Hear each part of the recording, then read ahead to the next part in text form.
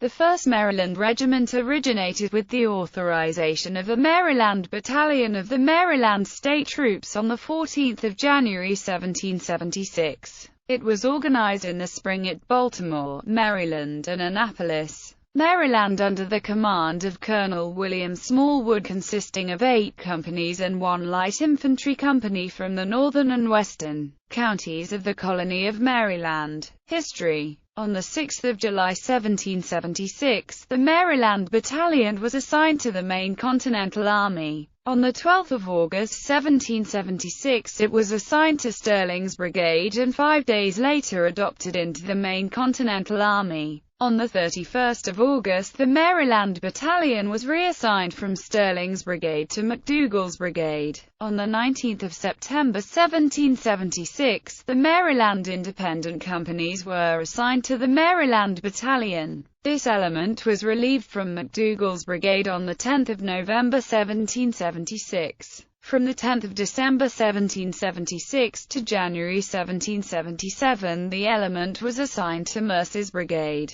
In January 1777, this element was reorganized to 8 companies and was redesignated as the 1st Maryland Regiment and assigned to the 1st Maryland Brigade on the 22nd of May 1777 of the Maine Continental Army. On 12 May 1779, the regiment was reorganized to 9 companies. On 5 April 1780, the 1st Maryland Brigade was reassigned to the Southern Department. On 1 January 1781, it was reassigned to the Maryland Brigade of the Southern Department. The regiment would see action during the New York Campaign, Battle of Trenton, Battle of Princeton, Battle of Brandywine, Battle of Germantown, Battle of Monmouth, Battle of Camden and the Battle of Guilford Court House. The regiment was furloughed the 27th of July 1783 at Baltimore and disbanded on the 15th of November 1783. The Maryland Battalion distinguished itself at the Battle of Long Island by single-handedly covering the retreat of the American forces against numerically superior British and Hessian forces,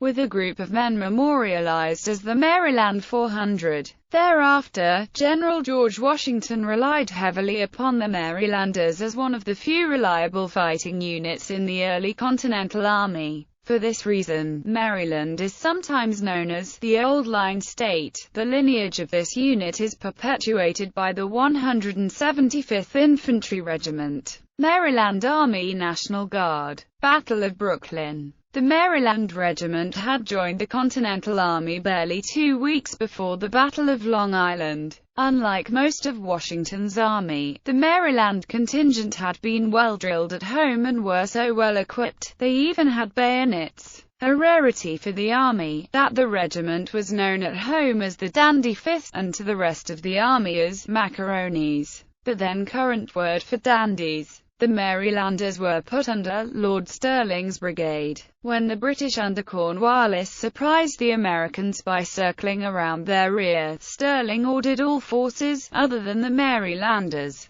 who were outside the fortified position on Brooklyn Heights, to retreat there, leaving behind himself and 4 companies of the 1st Maryland. Sterling led these men, who would come to be known as the Maryland 400 men, against Cornwallis, 2,000 British soldiers who were massed around the old stone house, a thick-walled field stone and brick fortification near today's 5th Avenue and 3rd Street that had been built in 1699 to withstand Indian raids. In fierce fighting, the Marylanders charged the British forces 6 times to give their comrades time to make their way to safety with the rest of Washington's army in the Heights. Twice they managed to drive the British from the house, but as more British reinforcements arrived and the Marylanders' casualties mounted, they finally had to give up to the assault and try to get to safety themselves. Only Major Mordecai Gist and 9 others managed to reach the American lines.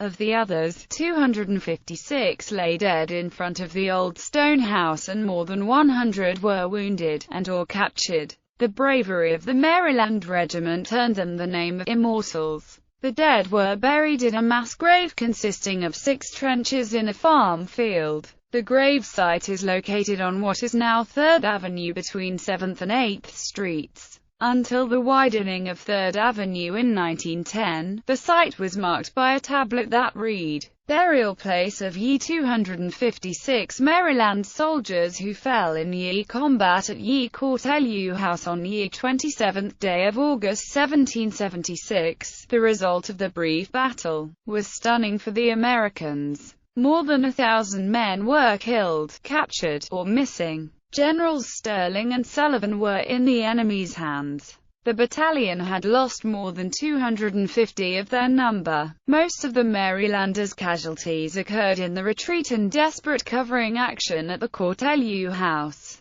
Ultimately, of the original Maryland 400 muster, 96 returned, with only 35 fit for duty." Historian Thomas Field, writing in 1869, "The Battle of Long Island, called the Stand of the Marylanders, an hour more precious to liberty than any other in history. 4 companies of the 1st Maryland stood as the final anchor of the crumbled American front line, and their heroic action not only saved many of their fellows but afforded Washington critical respite to regroup and withdraw his battered troops to Manhattan and continue the struggle for independence." Over time, the farm became the site of a Red Devil paint factory, and the burial grounds became part of a factory courtyard open to the sky because of a deed restriction relating to the grave. More time passed. The paint factory gave way to an auto repair shop and the courtyard was roofed over. Today the heroes whom Washington himself lamented lie under the floor of the building that had housed the auto repair shop.